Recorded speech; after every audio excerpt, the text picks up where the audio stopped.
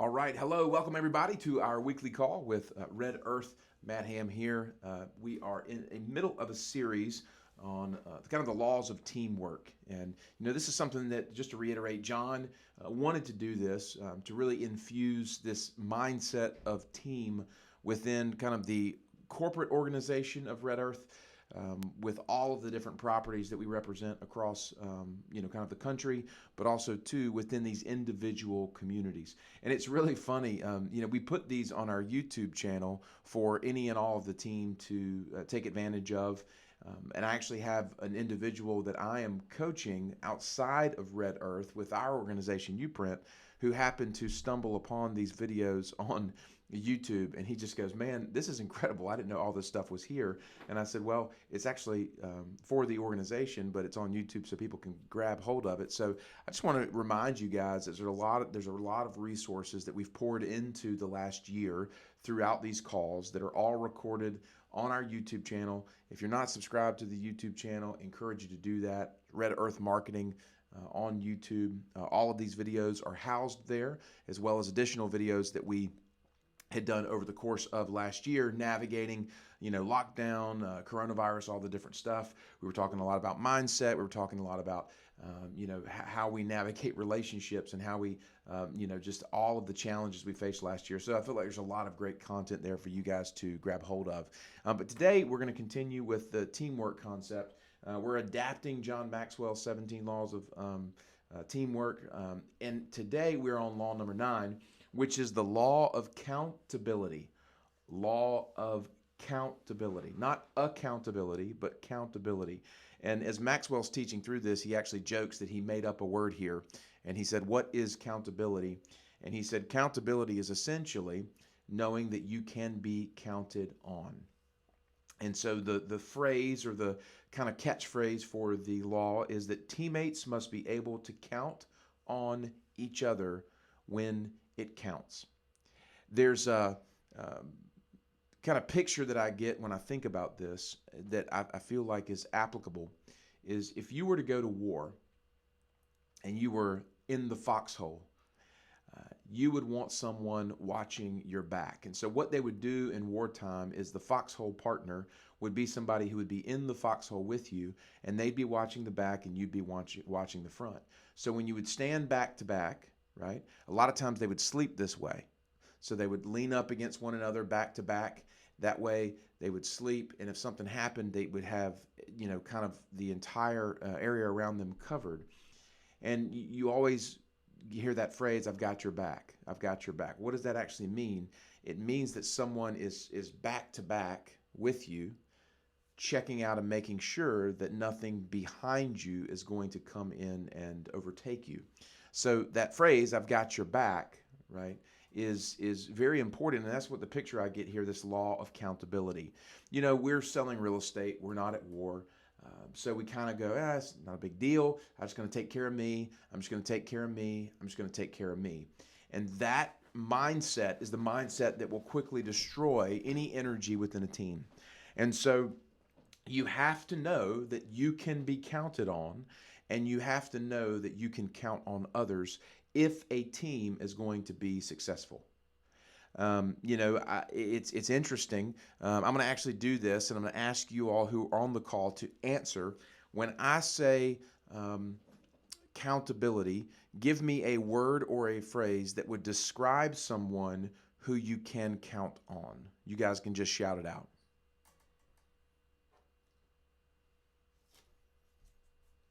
Reliable. Okay, reliable. Next one.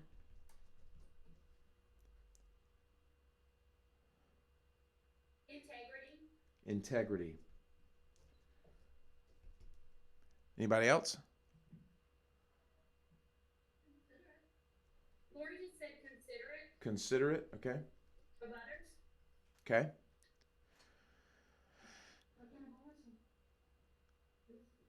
Anything else? All right. Reliable, integrity, and considerate. Now, on the flip side of this, tell me a couple of characteristics of someone who is not someone you could count on.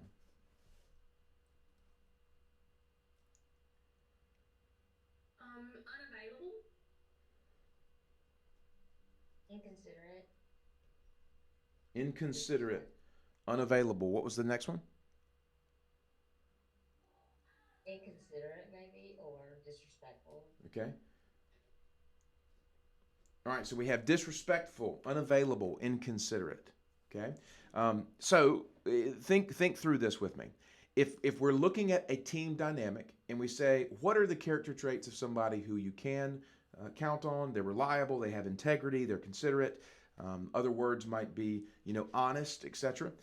On the flip side of that, somebody you can't count on is unavailable. They're inconsiderate. They're disrespectful. A lot of times people say selfish. So here's the key.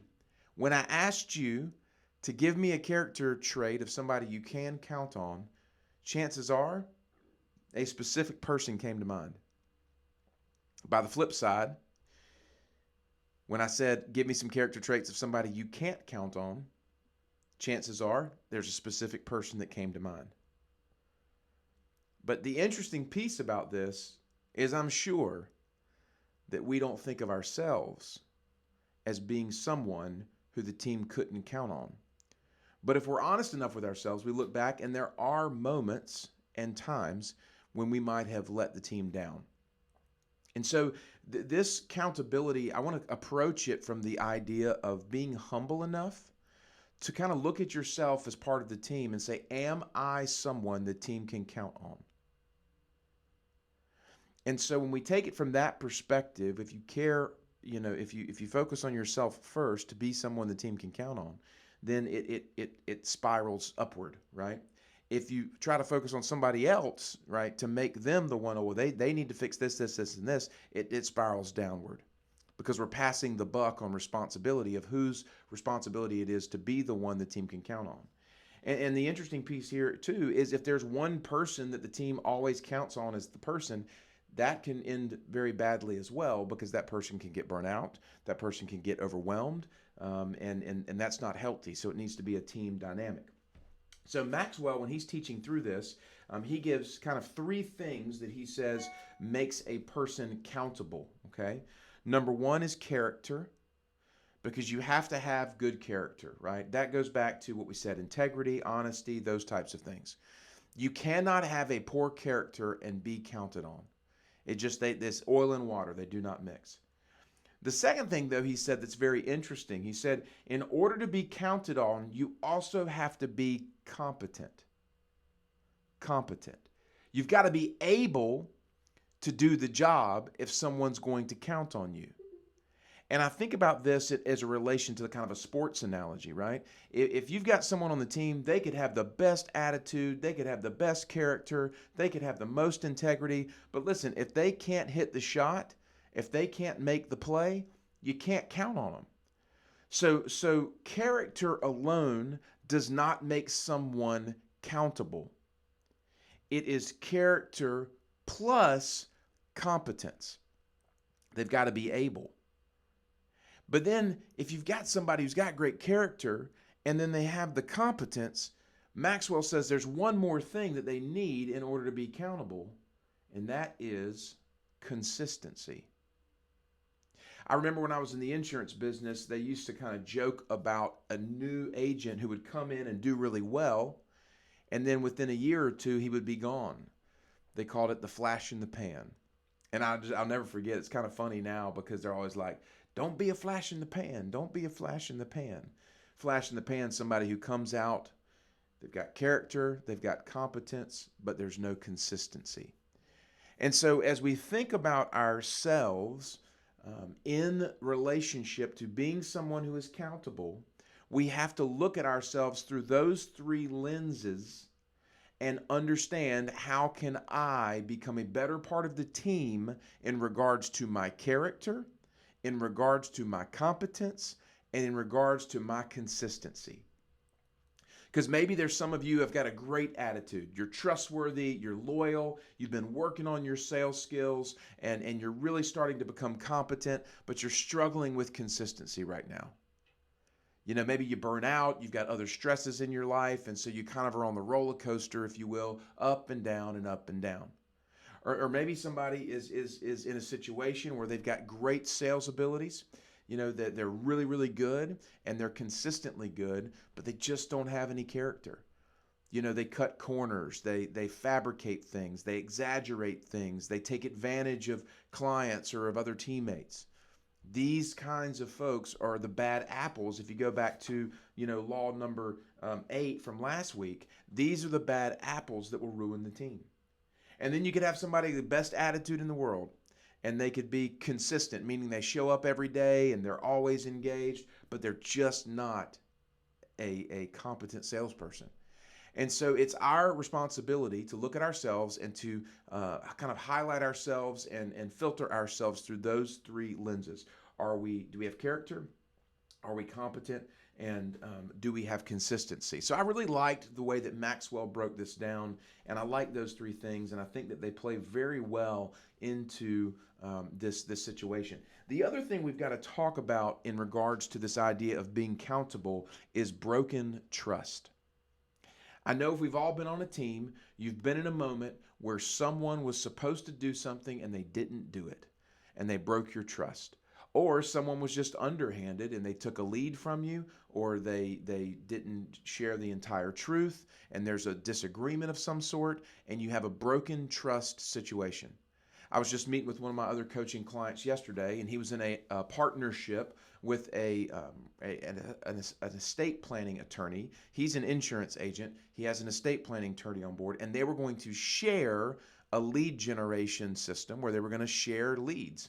And there was a moment where the guy's trust was brought into question because the guy didn't do what he was going to said he was going to do. And this guy I was coaching was really upset about it, and he was just going, man, I can't trust him. And I said, have the conversation. Well, I don't want to have the conversation, come and get mad. And I said, back off of your emotion and be very clear and go to him and approach it from the standpoint of saying, hey, I wanted to clarify something with you, right? I'm not coming attacking you. I'm not coming condemning you, judging you, accusing you. I'm asking you a question. Said, we had an agreement. We're going to move in this direction. This is what happened. Help me understand this.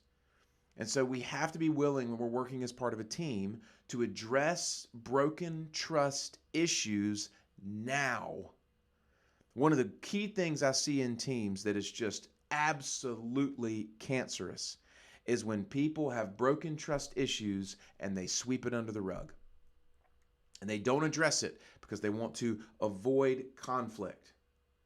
And what happens is they create a cancer amongst the team that completely destroys it all.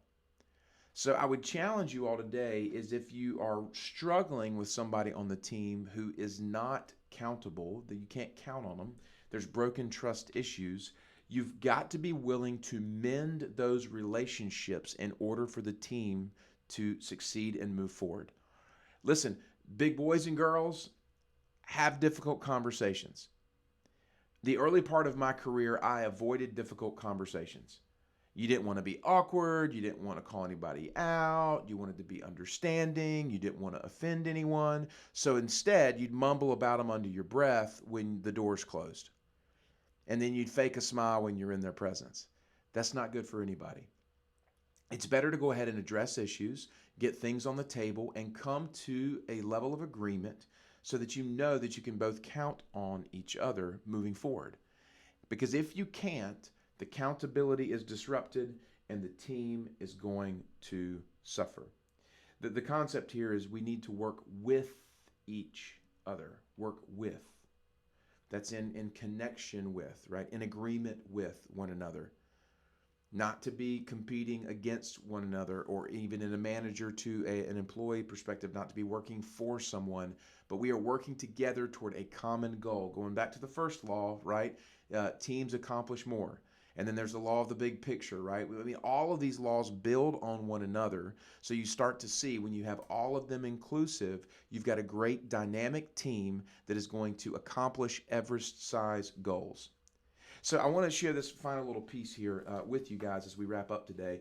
Being accountable and having teammates that you can count on is absolutely essential, because the power of belief and the power of faith is one of the most strongest, if not the strongest powers in all of the universe.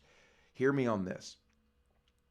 If it's the bottom of the ninth inning and you've got a teammate that comes to the plate and everybody goes, oh God, he's up, or oh gosh, she's up. You know she's going to fail. You know he's going to fail, just like he did last time. Do you think that that person is able to, in that moment, overcome the massive negativity and adversity that is being generated by a lack of belief? I'll tell you what, it's really difficult to. On the flip side, though, you've got somebody who goes, oh my gosh, I can't believe they're up. I know they're going to do this. And the power of belief and the power of faith is so strong. This is why when you see greats in any sport endeavor or in any business endeavor, they come through in the clutch because their belief, their faith is so strong. This confidence is so strong. You look at like Michael Jordan on the basketball court, right? You look at Tom Brady on the football field. I mean, these greats, these heroes in their sport were that way because the power of belief was so strong, not only in themselves, but amongst the team. I guarantee you, in any situation on these teams, when it came down to it, they wanted that guy or that lady to have the ball in a close game. And so be someone who you have enough confidence in that you want the ball. Give me the ball. And everybody else on the team can believe in you. You know, I remember when I was in my previous career, early on, you know, it was a great working environment and we were all getting along. We were accomplishing great things. But then there got to be this moment where the team just stopped counting on one another. You know, when you saw a guy who didn't do what he said he was going to do, there was broken trust issues. People stopped believing in one another, and the team quickly failed, and you know, it was dismantled, and we lost like 3 of our people. People moved on, people quit, and it just became mediocre. And so I want to encourage you guys to be excellent, to be an excellent team. That means you have to be able to be counted on. That means you need to look yourself in the mirror and say, do I have character? Am I competent? Am I consistent? And if there are any broken trust issues, be a big boy, big girl, have those difficult conversations. Don't sweep them under the rug, and move toward reconciling, being able to count on one another and being able to step in as a team and move toward this big picture, the big goal that we have. So I loved this. I loved this law. I think this is essential because right now there's a lot of distrust in our culture. There's a lot of me. You know, I'm going to look out for myself, and it is completely flies in the face of this idea of teamwork coming together to accomplish something great. So the law of countability. Go look in the mirror and analyze yourself a little bit, and I think this one will be challenging but very, very fruitful. You guys have a great day.